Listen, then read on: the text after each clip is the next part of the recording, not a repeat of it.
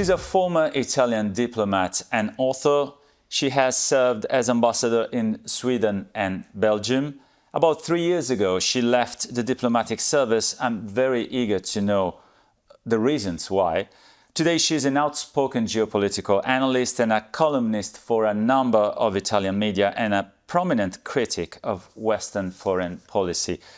Ambassador Elena Basile, welcome to the show and thanks for this interview. Thank you for the invitation. In 2023, you retired from the diplomatic service with the rank of Minister Plenipotentiary. What brought you to make this decision?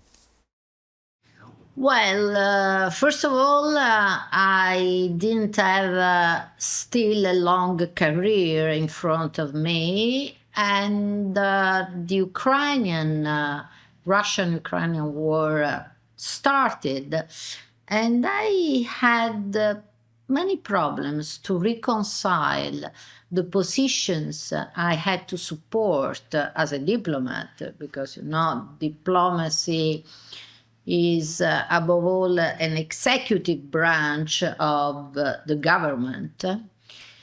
So between this position, this role of the diplomacy and my moral integrity, I did not agree at all with the Western foreign policy, and my intellectual honesty told me that the analysis of the international politics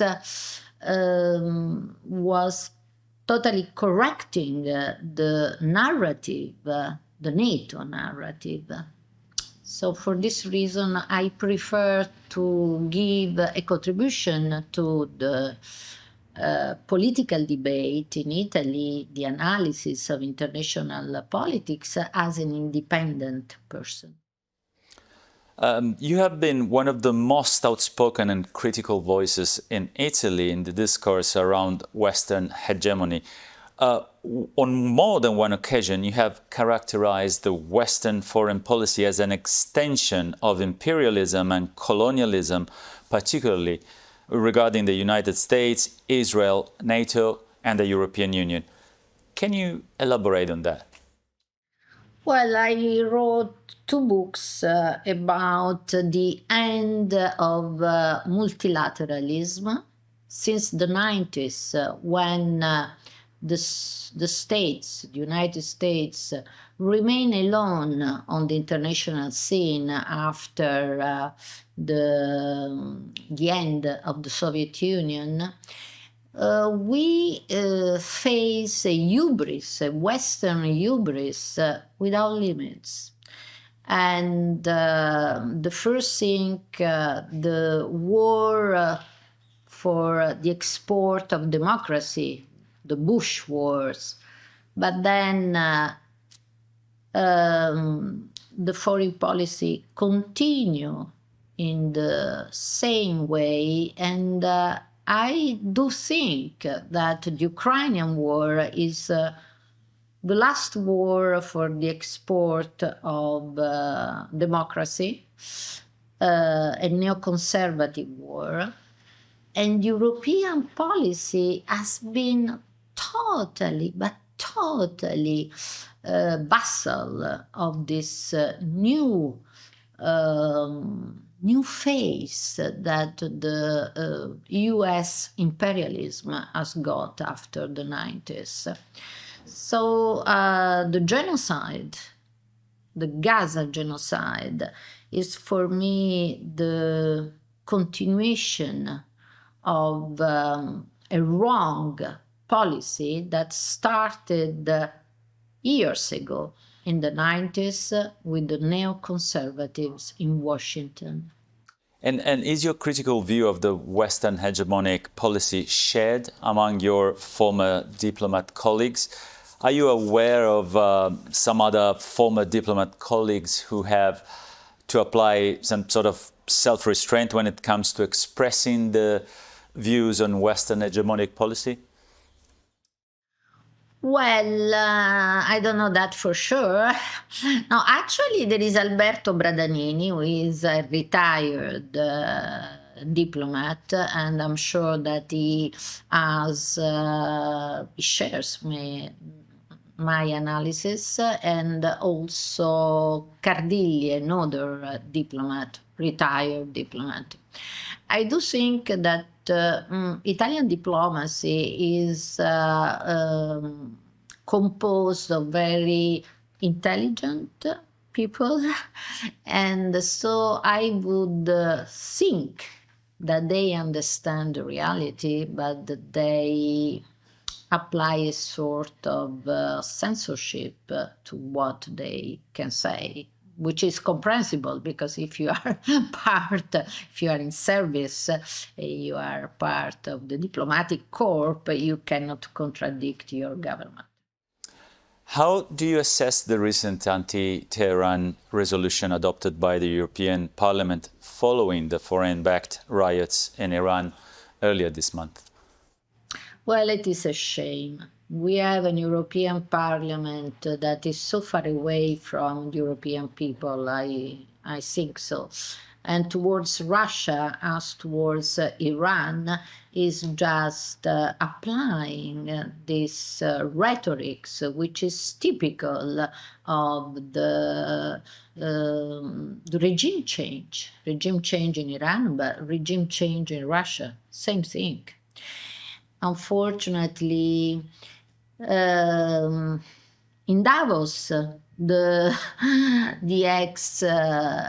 the prime minister, ex-director of the central bank in London, Carney, said in a very sincere way that the liberal order based on the rules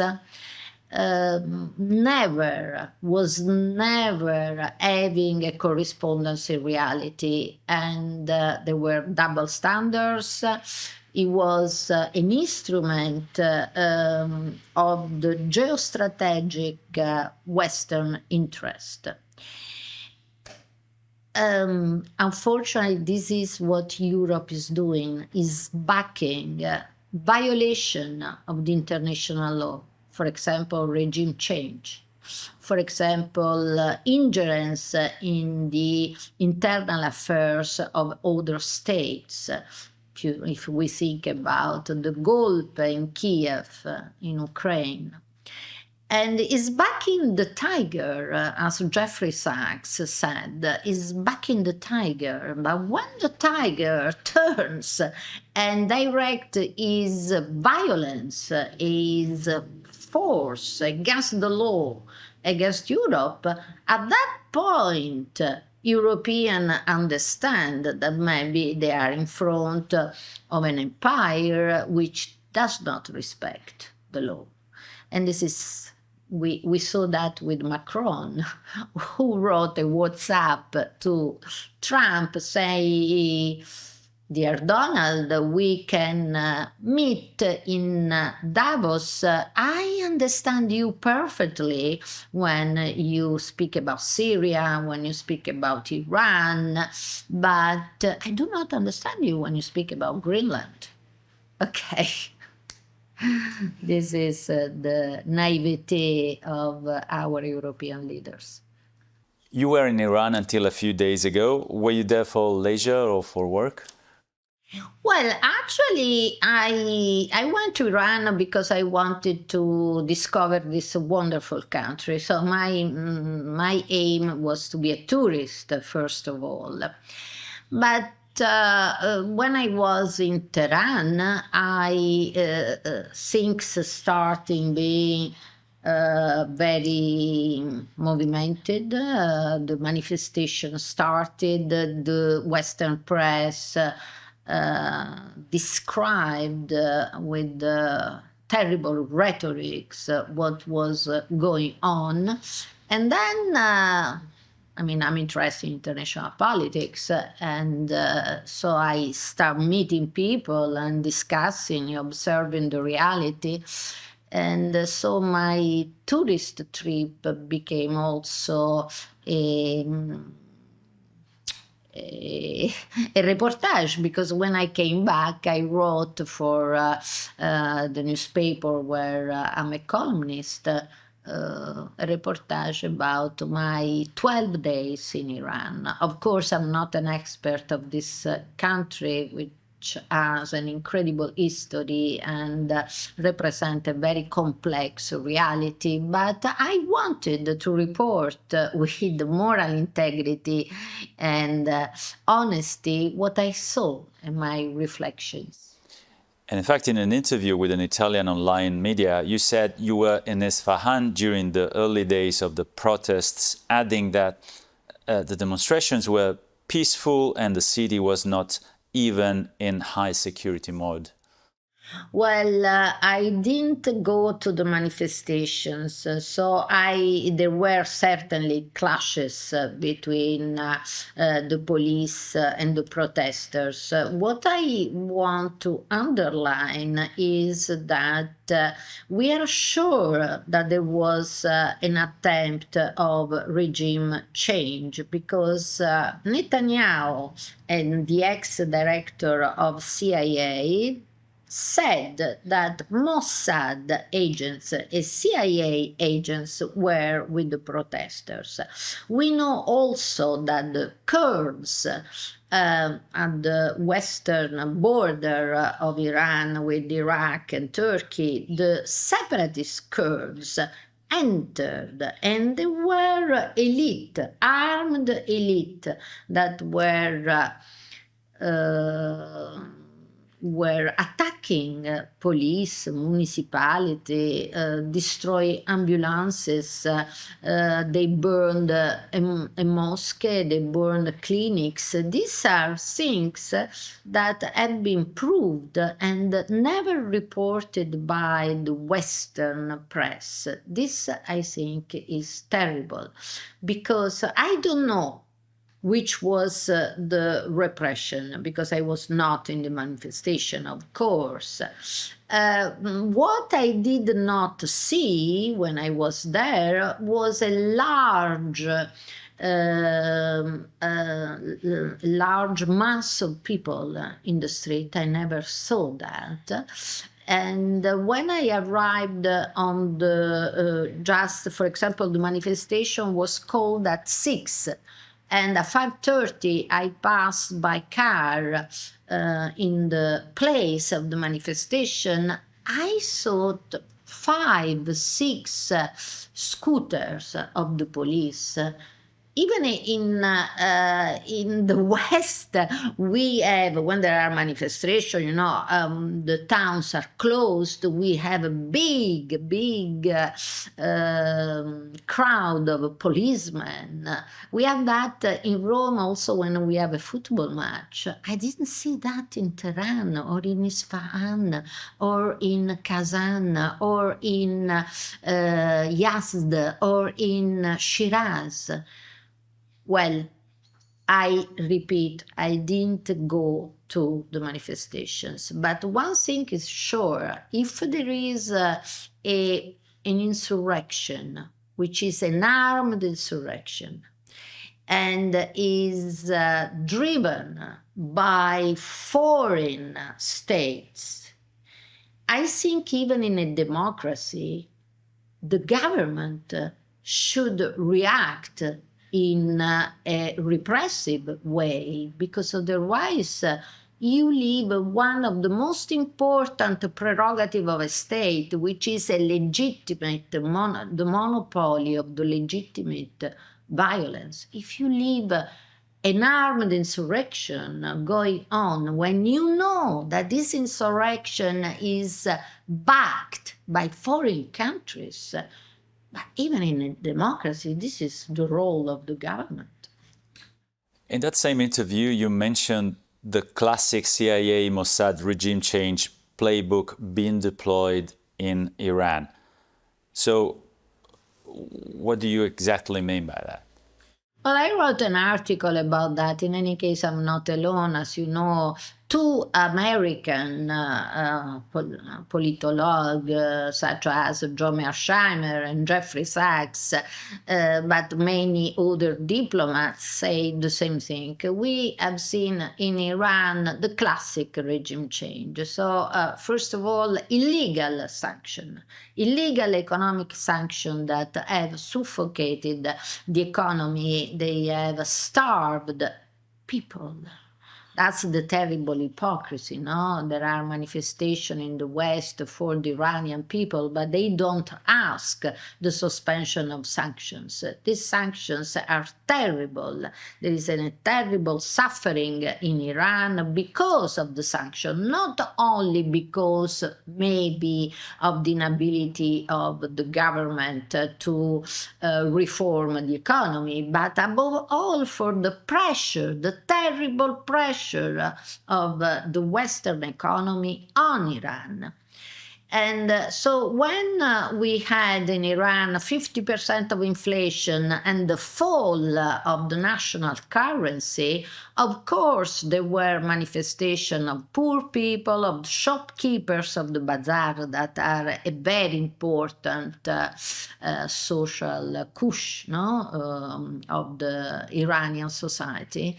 And they were peaceful manifestations, and I was there. I have seen many declarations of the President Pezaeskian, of other reformist leaders who said, well, they are right, the protesters are right, there is a terrible economic crisis, and I saw that the director of the central bank resigned from the duty, and so there was an awareness that the protester could manifest. I want to underline that I have never heard of manifestation during a dictatorship. Generally, during a dictatorship, there are no manifestations, peaceful manifestations. There were not with the Shah in Iran. And I must underline, it is a shame that the diaspora, the Iranian diaspora, could support the son of Reza Pahlavi. And we know how he governed in Iran. He governed with the Savak, a sort of Gestapo, with the terror. When I was in Iran, I have not seen terror. People were freely discussing about politics. You don't have that in a dictatorship. So I'm not an expert of Iran, and I'm not, of course, talking about the efficacy of the Islamic government. I'm a modern lady, I'm a feminist, of course the Islamic precepts are not my precepts, of course, but I'm just trying to reason. And you know what is terrible is that in the Western world, we cannot reason any longer. You mentioned the Italian media before. How were the Iran riots covered by the Italian media? Well, it's this is the unique thought narrative, not only in Italy, everywhere in the Western media. They talk only about the repression. They don't condemn the regime change. They don't condemn the sanction. They don't condemn the bombing. They say, many newspapers and politicians, unfortunately, said that a regime change was good because if Trump bombed Iran, the Iranian people could have the freedom back.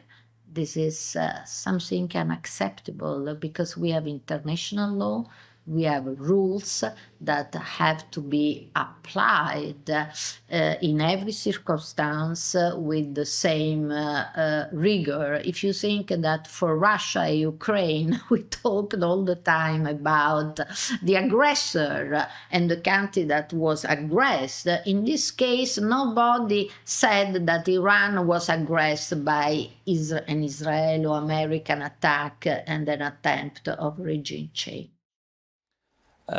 Now, returning to the issue of the heavily strained EU-Iran relations, about a year ago, Italy's public broadcaster RAI aired a show showing hundreds of EU lawmakers who have been asked to support Zionism by promoting Israel-EU agreements in all sectors, including military technologies, and asked to overlook the Israeli regime's crimes in the occupied Palestinian territories and other parts of the West Asia.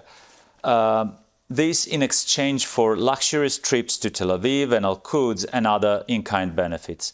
What's your take on the independence of the European Union?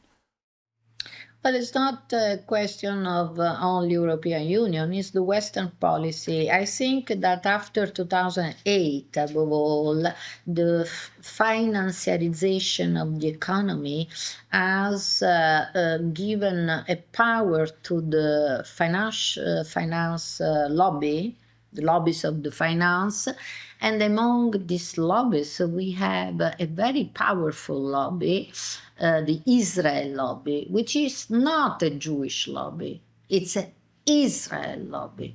And this Israel lobby is composed also by Christian Zionists, the evangelic. And this lobby condition entirely the American foreign policy, but also European foreign policy. It's an incredible power in terms of funds and in terms of influences on the press. And you think that these lobbies also have a strong influence here in Italy? Yes, everywhere in Europe and in the Western policy, even in Australia.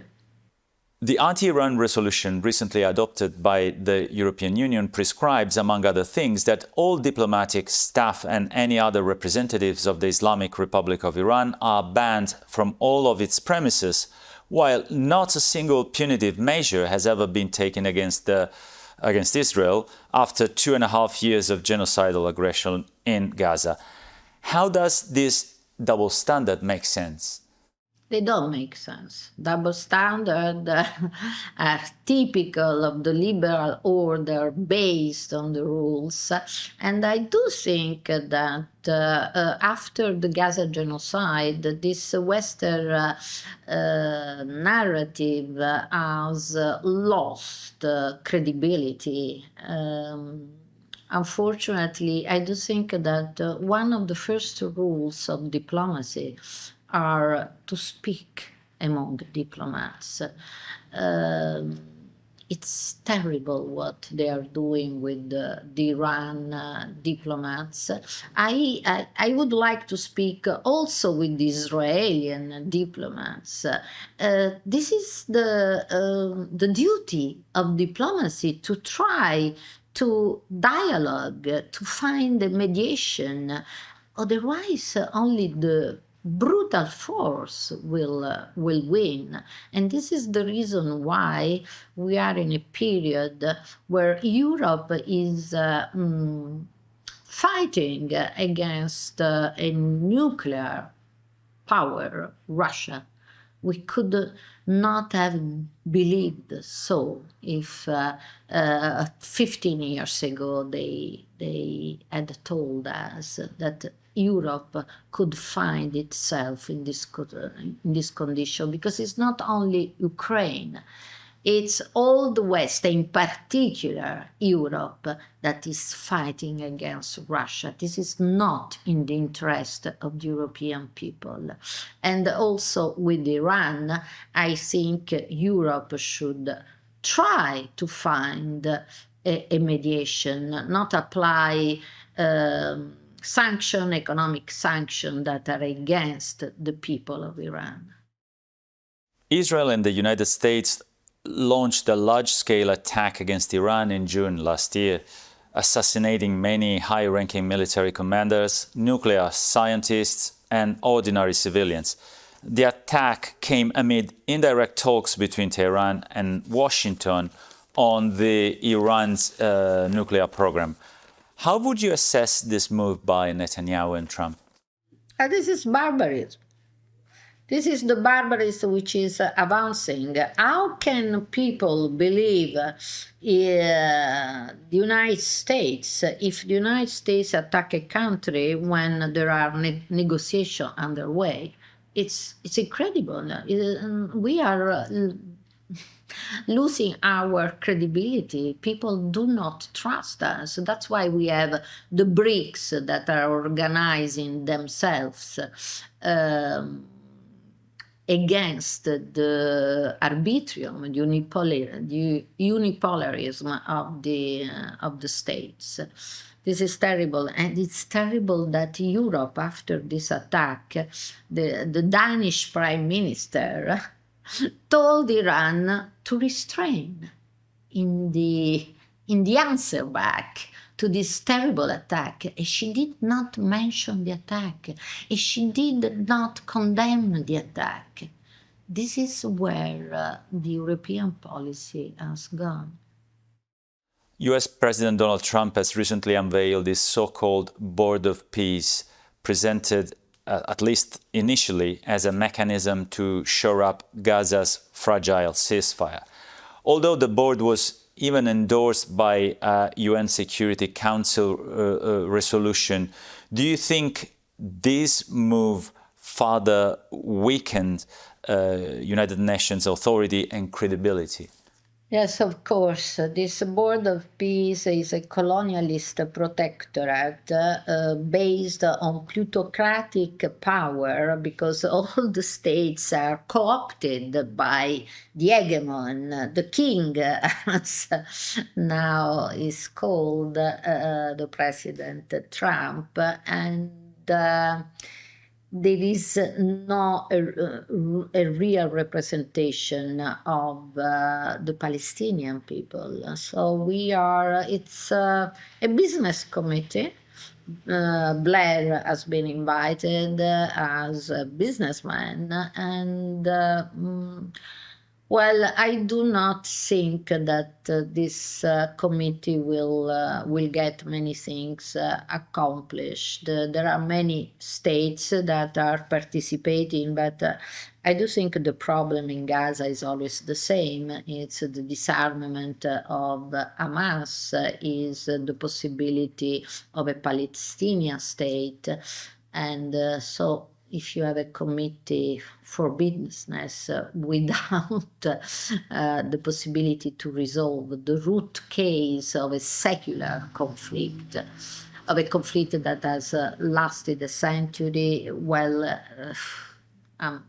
I'm quite terrified by these ways that are destroying the multilateralism and the United Nations, but I'm also quite skeptic on the results that this committee can achieve. Since the ceasefire in Gaza was implemented on October 10, Israeli troops have reportedly killed more than 480 Palestinians and injured another 1,300. Demonstrating clear disregard for the terms of the agreement. What future lies ahead for the Gazans, in your opinion? It's terrible.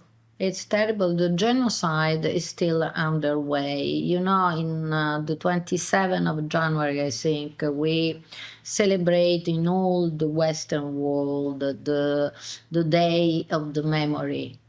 And I do think, and I address myself to many representatives of the Jewish community, in order to have the Day of Memory